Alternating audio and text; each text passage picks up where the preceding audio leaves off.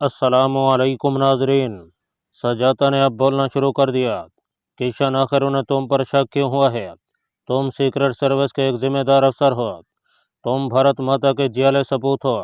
महकमे में तुम्हारी कारकर्दगी हमेशा शानदार रही है। फिर तुम्हारे बॉस ने तुम पर शक क्यों किया? एक लम्हे के लिए मैं अपनी जगह से हिल गया। मैं बात की तह तक पहुंच गया था, मगर अपने चेहरे पर सिर्फ ताज्जुब और इस्तफसार किया और किसी किस्म के तअस्सुर को न आने दिया। टंडन साहब को मुझ पर क्या शक हुआ है? तुम खुलकर बात क्यों नहीं करती सजाता? सजाता ने कहा, आज सुबह टंडन साहब ने खास तौर पर मुझसे मुलाकात की थी। मैं तो उन्हें जानती भी नहीं थी। उन्होंने मुझे अपने ऑफिस में बुलवाया और भारतीय तिरंगे में लिपटी हुई गीता को मेरे सामने रख दिया और बोले, सजाता बेटी, ये गीता है।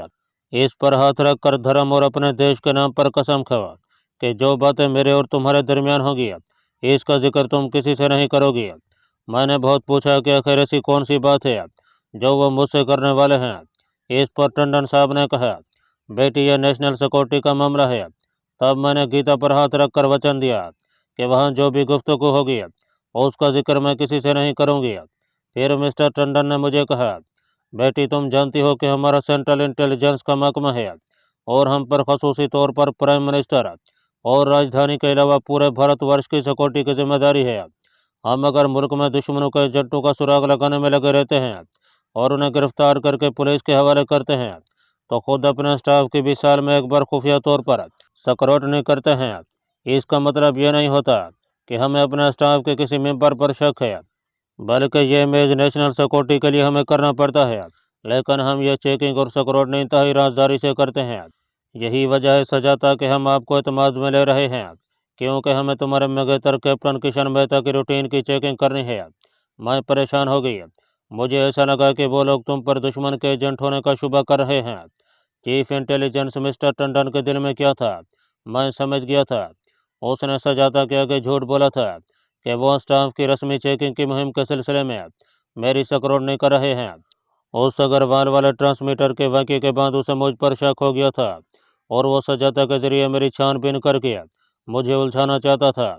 मैंने दिल में खुदा का शुक्र अदा किया, उसने ये बात सजाता ही से की थी। उसे भारत माता से ज़्यादा मुझसे प्यार था। अब मैं ये मालूम करने के लिए बेताब था कि यार टंडन ने मुझे फांसने या मेरी असलियत मालूम करने के लिए कौन सा जाल फैलाया था। मैंने मुस्कुराते हुए टंडन की तायद की और कहा, अरे नहीं सजाता, ऐसी बात नहीं है। टंडन साहब ने तुमसे बिल्कुल ठीक कहा है।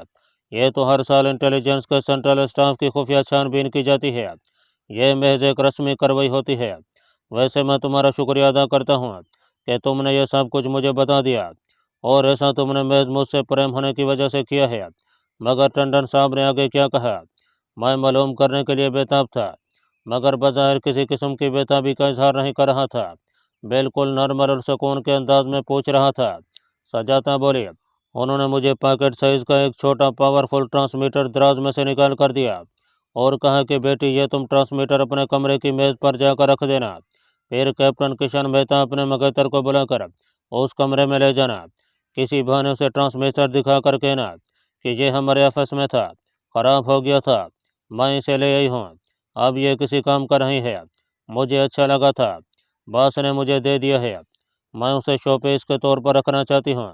इस पर तुम्हारा मंगेतर जो रद्द अमल ज़ाहिर करे उसकी बाबत हमें इतला कर देना। बस बेटी सजाता, तुम्हारा इतना ही काम होगा। फिर टंडन जी कहने लगे, हमें मालूम है कि कैप्टन किशन मेहता भारत प्रेमी हैं। भारतवर्ष के लिए उनकी बहुत खिदमत हैं। उनकी जांच शक व शुबे से बुलंद है। मगर बेटी, हमें सिर्फ ज़ाब्ते की कार्रवाई ही पूरी करनी है। तुम सुनकर हैरान होगी कि ऐसी चेकिंग तो खुद मेरी भी खुफिया तौर पर की जाती है। नेशनल सिक्योरिटी के लिए हमें ऐसा करना ही होता है। सजाता एक लम्हे के लिए खामोश हो गई। उसने कॉफ़ी का दूसरा घूंट अभी तक नहीं पिया था। एक बार फिर अपने खुश्क होंठों पर जबान फेर कर बोली, उन्होंने ट्रांसमीटर लिफाफे में डालकर मुझे दे दिया। एक बार उन्होंने भारत माता और गीता के नाम पर मुझसे कसम ली कि मैं इस राज को अपने सीने में हमेशा के लिए दफन कर लूँगी। मैंने वो ट्रांसमीटर लाकर अपने कमरे में रख दिया है। जब तुम हमारे घर आए थे तो ट्रांसमीटर मेरे कमरे की मेज़ पर पड़ा था। मैंने फैसला कर लिया कि तुमसे कोई बात नहीं छुपाऊंगी, इसलिए कि मैं तुमसे प्रेम करती हूँ। फिर उसने मेरा हाथ थाम लिया। सजाता का हाथ ठंडा हो रहा था। बेचारी वाकई मुझसे प्रेम करती थी। कहने लगी, किशन, मुझे बताओ, इसमें कोई गड़बड़ वाली बात तो नहीं है? मुझ पर टंडन की सारी स्कीम वाज़ेह हो गई थी। टंडन के दिल में क्या था, मुझे उसका इल्म हो गया था। मैंने इत्मीनान का गहरा सांस लिया। मैं वाकई बहुत बड़ी तबाही से बच गया था। अब सिर्फ मिस्टर टंडन की तलवार मेरे सर पर लटक रही थी, क्योंकि उसे मुझ पर पाकिस्तान के एजेंट होने का शुबा हो चुका था। मैंने बेपरवाही से हंसते हुए सजाता के हाथ को दबाया और कहा, सजाता डार्लिंग, तुम खामखा परेशान हो रही हो। टंडन जी ने जो कुछ किया बिल्कुल ठीक किया है। ये तो हमारे दफ्तर की खुफिया कार्रवाई होती है। इससे ये मुराद नहीं ली जा सकती कि दफ्तर को स्टाफ के किसी मेंबर पर शक है। टंडन जी ने ठीक कहा था कि ये चेकिंग तो साल में एक बार उनकी भी की जाती है। अच्छा, अब इन बातों को भूल जाओ, कोई और बात करो। सजाता ने जल्दी से कहा, किशन, तुम किसी को बताना नहीं कि मैंने ये बात तुम्हें बता दी थी। मैंने हल्का सा कहकर गया और सिगरेट केस में से ताज़ा सिगरेट निकालते हुए कहा, मैं कोई पागल हूँ कि किसी से जिक्र करूँगा? ओके डार्लिंग, अब इन बातों को जहन से निकाल दो। टंडन साहब जब तुम्हें बुलाकर ट्रांसमीटर के बारे में मेरा रद्द अमल दरियाफ्त करेंगे तो कह देना कि मैंने इसमें किसी किस्म की दिलचस्पी नहीं ली थी। इसके साथ ही मैंने सजाता के हाथ पर ऐसा से हाथ रख कर कहा, और ज़ाहिर है मुझे ट्रांसमीटर से क्या दिलचस्पी हो सकती है। तुम अगर मुझे ये सारी बातें ना भी बताते तब भी मैं ट्रांसमीटर में किसी किस्म की दिलचस्पी का इजहार न करता। भला मुझे ट्रांसमीटर से क्या लेना देना? सजाता मुस्कराने लगी। बोली, अब मुझे इत्मीनान हुआ है। किशन डेयर, मैं पहले तो परेशान हो गई थी कि भगवान न करे तुम्हारे महकमे को तुम पर जासूस होने का शुबा हो गया है। मैंने एक और हल्का सा कहका लगाया और सजाता को मजीद मुतमईन कर दिया। मैं जानबूझकर भी सजाता से हंस हंस कर बातें कर रहा था, क्योंकि मुझे मालूम था कि इंटेलिजेंस का कोई न कोई आदमी किसी न किसी भेष में हमारी निगरानी कर रहा है। मैं उसको ये तासुर देना चाहता था कि हम कोई खुफिया बातें नहीं कर रहे, बल्कि हंसी मजाक की बातें हो रही हैं और काफ़ी से लुत्फ़अंदोज़ हो रहे हैं। फिर मैंने मौजू बदल दिया और फिल्मों की बातें करने लगे। वहीं हमने अगले रोज़ फिल्म देखने का प्रोग्राम बना लिया। अशोका से निकलकर अपनी गाड़ी की तरफ जाते हुए मैंने कसदन इधर उधर देखने की कोशिश न की, ताकि इंटेलिजेंस का वो शख्स जो वहाँ कहीं न कहीं मौजूद था ये ना समझे कि मैं उसे देखने की कोशिश कर रहा हूँ। मैं सजादा को लतीफ़े पर लतीफ़े सुना रहा था और वो बहुत हंस रही थी, लेकिन अंदर से मेरा दिल फ़िक्र व तशवीश की गहराइयों में डूबा हुआ था। एक बहुत बड़ा चैलेंज मेरे सामने था। सेंट्रल इंटेलिजेंस के चीफ और मुल्क के सबसे बासरोयार शख्स को मुझ पर शक पड़ चुका था। अगर सजाता उसे यह कह भी देती कि मैंने ट्रांसमीटर पर कोई तवज्जो नहीं दी और उसे उसके कमरे में ही पड़े रहने दिया है, तब भी मिस्टर टंडन मेरा पीछा छोड़ने वाला नहीं था। उसे यकीनन कोई दूसरी हिकमत अमली तैयार करनी थी। यह मेरी बड़ी खुशकिस्मती थी कि सजाता ने नादानिस्ता तौर पर महज अपनी मोहब्बत की वजह से इन वक्त पर मुझे बाखबर कर दिया था, वरना यह यकीनी बात थी कि मैं आज़ाद टंडन के जाल में फंस जाता और फिर मेरा जो हशर होता इसका मैं बखूबी तस्वुर कर सकता था। अब मुझे भी एक नई लाइन ऑफ एक्शन तैयार करनी थी। सबसे पहले मुझे इंटेलिजेंस चीफ के जहन में आए हुए शक को अपने रवैये से दूर करना था। इसकी एक वजह यह थी कि थोड़ी सी प्लास्टिक सर्जरी के बाद मैं सेंट्रल इंटेलिजेंस ब्यूरो के हेडक्वार्टर में एक अहम पोजीशन पर फाइज हो चुका था। यहाँ से मुझे हर किस्म की इन्फॉर्मेशन मिल सकती थी जो मेरे वतन अजीज़ को हराने वाले ख़तरे से बर वक्त होशियार कर देती है। इलावा इस पोजीशन में रहकर मैं हर उस खतरे का सदेबाब कर सकता था और अपने मुल्क को दुश्मन के नापाक अज़म से खबरदार भी कर सकता था। चुनाचे मुझे किसी हाल में भी वहाँ से फ़रार होना गवारा नहीं था। अब ज़रूरी हो गया था कि मैं अपने तर्ज अमल से मिस्टर टंडन पर दोबारा यह असर जमाऊँ कि मैं एक मुहिब वतन भारतीय अफसर हूँ और भारत माता के लिए अपनी जान भी कुर्बान कर सकता हूँ। इस सिलसिले में मुझे मोहतात रवैया इख्तियार करने की ज़रूरत थी। 2 दिन के बाद सजाता शाम को मेरे यहाँ आई। उसने बताया कि मिस्टर टंडन ने मेरा रद्द अमल मालूम करने के लिए मुझे अपने दफ्तर बुलाया था। मैंने उन्हें यही कहा कि किशन जी ने ट्रांसमीटर देकर कहा कि मैं ये बेकार से यहाँ किस लिए ले आई हूँ। सजाता ने अपनी गुफ्तगू से इंटेलिजेंस को अपने तौर पर बावर करा दिया कि कैप्टन किशन मेहता ने ट्रांसमीटर में कोई दिलचस्पी नहीं ली थी और ट्रांसमीटर मेरे कमरे में वैसे ही पड़ा रहा। चुनाचे मिस्टर टंडन ने अपना आदमी सजाता के साथ भेजकर ट्रांसमीटर सेट वापस मंगवा लिया था। टंडन का एक वार खाली किया था, उसे यकीनन दूसरा वार भी करना था जो पहले वार से शदीद होता। मैं चूंकि चौकस हो चुका था, इसलिए यकीनी बात थी कि उसका दूसरा वार भी खाली जाना था। दूसरी जानब मैंने दफ्तर के काम में ज़्यादा दिलचस्पी लेना शुरू कर दिया। इन दिनों पंजाब में सिखों का एजिटेशन जोरों पर था। खालिस्तान तहरीक के लीडर संत भंडरवाला ने दरबार साहब के अंदर अकाल तख्त पर कब्जा जमा रखा था और हर रोज़ वहाँ से इंदिरा गांधी की हुकूमत के खिलाफ और खालिस्तान की हिमायत में एक हंगामा खेज बयान जारी किया जाता था। फौज ने भी दरबार साहब पर हमला नहीं किया था। दिल्ली में खालिस्तान तहरीक के हामी सिख अपनी खुफिया सरगर्मियों में मसरूफ़ थे। वो छुप कर खालिस्तान की हिमायत और इंदिरा गांधी की हुकूमत के खिलाफ पोस्टर छापते और उन्हें रात के अंधेरे में मौका पाकर शहर की दीवार पर चिस्पा कर देते थे। मुझे अपने ज़राए से इतला मिली कि ऐसे ही कुछ सिखों ने चांदनी चौक वाले गुरुद्वारा सीसगंज की एक गली के मकान में अपना खुफिया अड्डा बना रखा है, जहाँ असला भी जमा किया जा रहा है। अपनी साख जमाने और भारत माता से अपनी मोहब्बत ज़ाहिर करने का यह एक सुनहरी मौका था। मैंने इस सिलसिले में अपने ऑफिस के सेक्रेटरी नंबर 2 तिवाड़ी से भी बात न किया और गाड़ी पकड़कर सीधा अपने दुश्मन नंबर 1 मिस्टर पुरुषोत्तम दास टंडन के intelligence chief prime minister secretariat के दफ्तर में जा पहुंचा। उसे बताया कि मेरी इतला के मुताबिक गुरुद्वारा सीसगंज की एक भी गली के एक मकान में सिख भारी तादाद में असला जमा कर रहे हैं। इतना सही थी और बातबार आदमी ने मुझे ला कर दी थी। पुलिस ने आधी रात के बाद जब उस मकान पर छापा मारा तो न सिर्फ ये कि तशद्दुद पसंद सिख पकड़े गए, बल्कि भारी तादाद में रैफले और गोला बारूद भी बरामद हुआ। टंडन साहब ने ज़्यादा गर्मजोशी का इजहार न किया, बस रस्मी तौर पर मेरी कारकर्दगी की तारीफ कर दिया और उसे मेरी पर्सनल फाइल में भी लिख दिया। मैंने भी ज़्यादा इनाम के लिए इसरार न किया। एक बार मैं फिर दफ्तरी काम में जुट गया। अब मैं ज़्यादा देर तक दफ्तर में नहीं बैठता था। छुट्टी के फ़ौरन बाद घर वापस चला जाता, फिर कभी अपनी बहन कृष्णा कुमारी के यहाँ चला जाता और कभी सजादा के साथ सैर व तफरीह करने निकल जाता। लेकिन मैं महसूस कर रहा था कि मेरा पीछा किया जा रहा है। अगर मैं कमांडो ना होता और इतने अरसे से इंटेलिजेंस के शोबे से मुंसलिक ना रहा होता तो मुमकिन था कि मैं इस तब्दीली को महसूस ना करता, क्योंकि मिस्टर टंडन ने मेरे पीछे ऐसे आदमी लगा रखे थे जिन्हें मैं नहीं जानता था। ये आदमी उसने शायद दूसरे सूबे से मंगवाए थे। दफ्तर से मैं जब भी वापस घर जाता और घर से निकलकर अपने नाम नहाद बहन कृष्णा कुमारी या मंगेतर सजादा के साथ किसी होटल या सिनेमा हॉल की तरफ तफरीह की घर से जाता तो मुझे महसूस होता कि हर बार कोई अजनबी शख्स बराबर मेरा पीछा कर रहा है। कभी मैं उसे किसी पार्क की नुक्कड़ पर देखता, कभी वो मुझे सिनेमा हॉल के बाहर टिकट खरीदते हुए मिलता, कभी वो देहाती लिबास में मेरे करीब से गुजर जाता। हर एक बार नया आदमी होता। मैं उनकी तरफ बिल्कुल ध्यान न देता और अपने रवैये से यह ज़ाहिर करता कि मुझे उनकी मौजूदगी का कोई एहसास नहीं है। दूसरी जानब मैंने अपनी तमाम सरगर्मियाँ मुअत्तल कर रखी थीं। कल की जानब मुझे अपने एजेंट के मिलने का इम्कान था, चुनांचे उस तरह मैं भूल कर भी नहीं जाता था। ये Hindu intelligence chief mister Tandon मेरे मिशन के रास्ते की सबसे बड़ी रुकावट बन गया था। उसकी वजह से मैं अपने मिशन के हवाले से एक उज़्व मुअत्तल बनकर रह गया था। मुझे यकीन था कि शिवाजी ट्रेनिंग सेंटर में एटमी हथियारों की तैयारी ज़ोरों पर थी और वो मेरा मिशन नाकाम हो चुका था और मेरा एजेंट मुझसे रब्ता कायम करने के लिए ज़रूर बेताब होगा। लेकिन हिफ्ज़ तकद्दुम के तौर पर मैं उसे यह मौका नहीं दे रहा था, जबकि मुझे उससे बात करके नई हिकमत अमली वज़ा करने की अशद ज़रूरत थी। इसी हालत में 20 रोज़ गुजर गया। मेरा ताक़ुब अब भी किया जा रहा था। यह सब कुछ इंटेलिजेंस चीफ टंडन के इमा पर किया जा रहा था। मैंने काफ़ी गौर व खोज किया।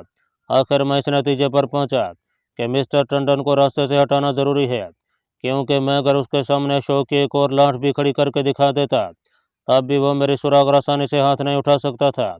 अग्रवाल इलेक्ट्रॉनिक्स की दुकान में जाने की जो गलती कर बैठा था, अब उसका खमियाजा भुगत रहा था।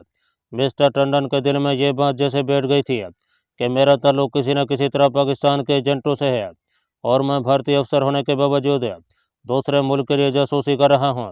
वो इसी तको-दो में लगा था कि जो कुछ भी हकीकत है वह उसके सामने आ जाए। मैं समझता हूँ कि एक जिम्मेदार भारतीय अफसर होने के नाते उसका ये इक़दाम बिल्कुल हक बजानिब था और एक जिम्मेदार मुहिब वतन एजेंट होने के नाते अब मेरा भी फ़र्ज़ बन गया था कि इस शख्स को अपने रास्ते से हमेशा के लिए हटा दूँ, जिसने मेरी तमाम सरगर्मियों को मुअत्तल करके रख दिया है।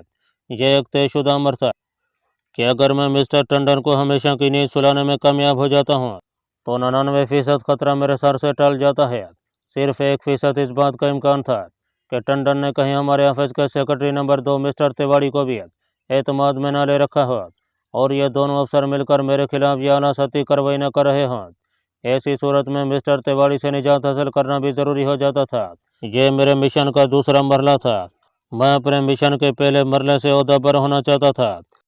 जब मैं इस नतीजे पर पहुंच गया कि मिस्टर टंडन को ख़त्म करने के सिवा और कोई चारा नहीं है, तो मैंने उसकी रोज़ाना मसरूफियात का जायज़ा लेना शुरू कर दिया।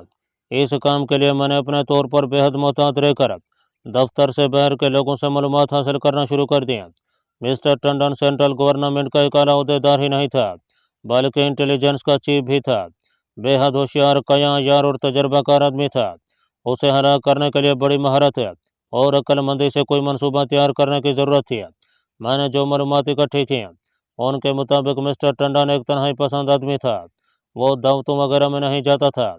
ऑफिसर्स मेस का वो रुकन ज़रूर था, मगर उनके यहाँ साल में शायद एक ही बार गया हो।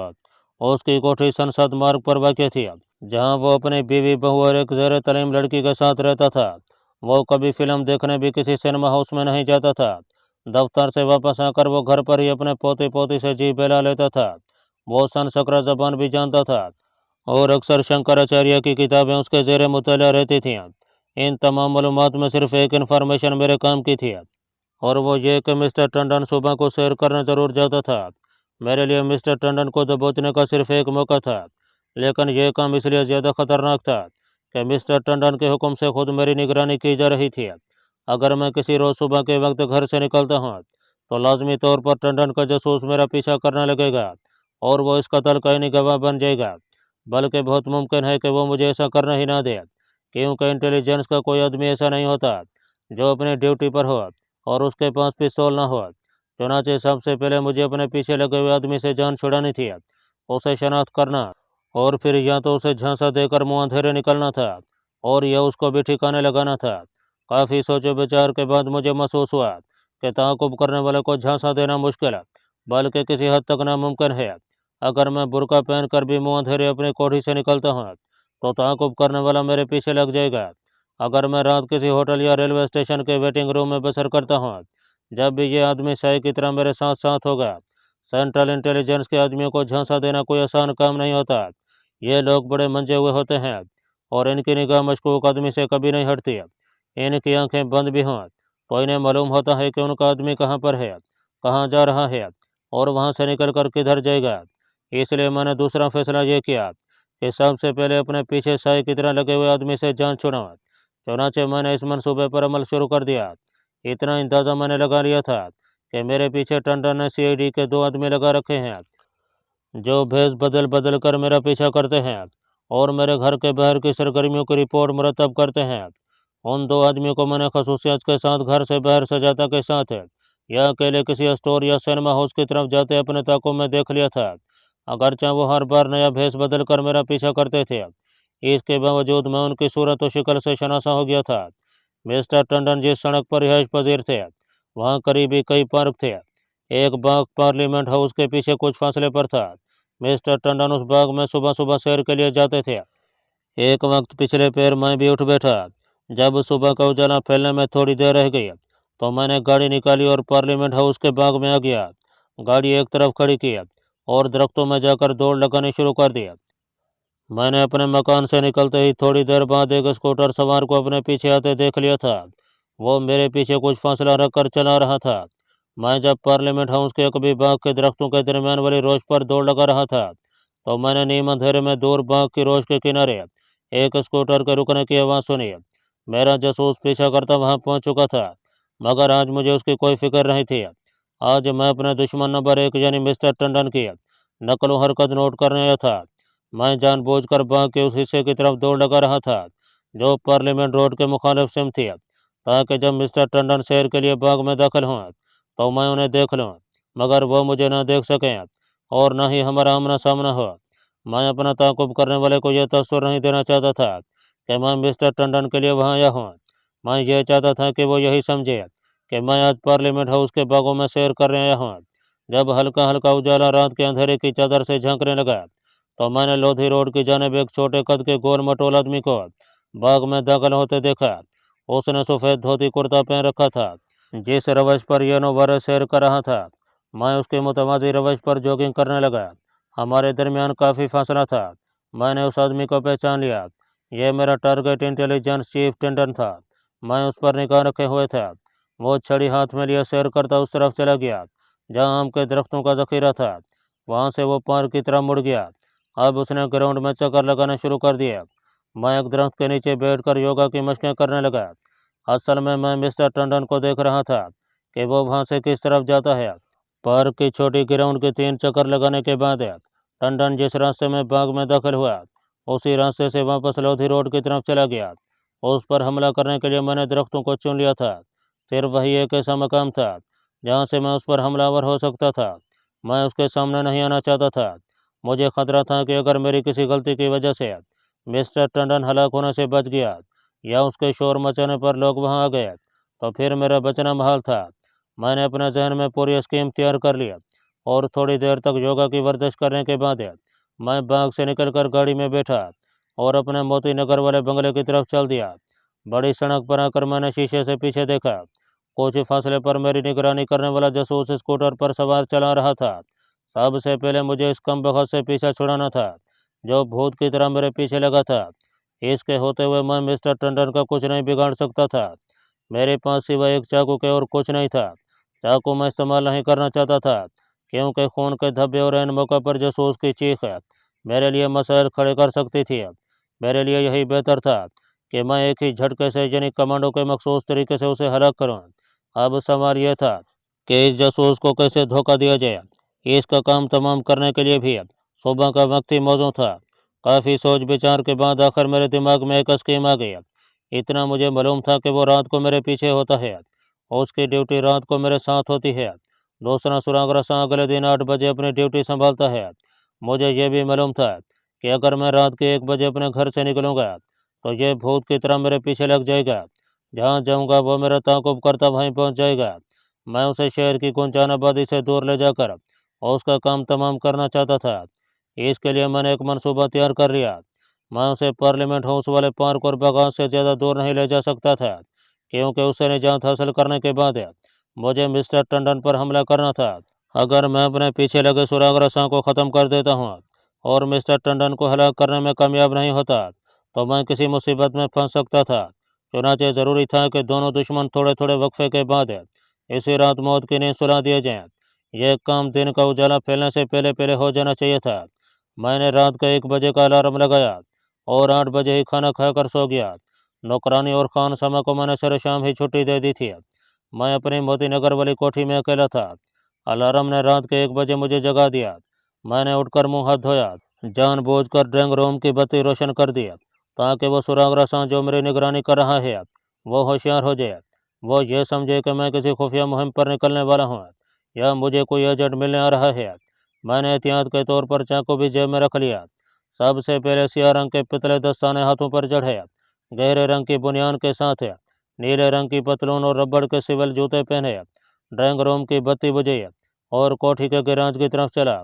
मैं इस तरह खांसते हुए चल रहा था कि अगर सुराग रसा ने मुझे नहीं देखा तो मेरी आवाज़ सुनकर मेरा ताकुब करने के लिए तैयार हो जाए। मैंने गाड़ी निकाली और लोधी रोड की तरफ रवाना हो गया। आधी रात गुजर चुकी थी। सड़कें सुनसान पड़ी थीं। सड़कों पर कहीं कहीं अंधेरा और कहीं रोशनी थी। कोठियों और जंगलों के बरामदों में भी रोशनी हो रही थी। मैं बार बार गाड़ी के शीशे को देखता। अभी तक मेरे पीछे कोई सुराग रसा नहीं आया था। मैं परेशान हो गया। अगर वो मेरे ताक़ुब में ना आया तो मुझे अपनी मुहिम को मुलतवी करना होगा। मैंने गाड़ी की रफ्तार मध्यम रखी हुई थी। संसद मार्ग का मोड़ घूमते हुए मैंने पीछे निगाह डाली तो मुझे कुछ फासले पर सड़क के खंभे की रोशनी में एक स्कूटर सवार आता दिखाई दिया। स्कूटर की रोशनी बुझी हुई थी। यह मेरा सुराग रसा ही था। वो कुछ फासला रखकर मेरा ताक़ुब कर रहा था।